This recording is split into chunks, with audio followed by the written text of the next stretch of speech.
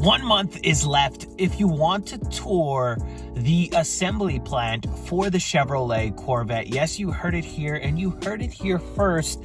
February 5th is when the Corvette plant will close officially, and there is no date on when it will reopen.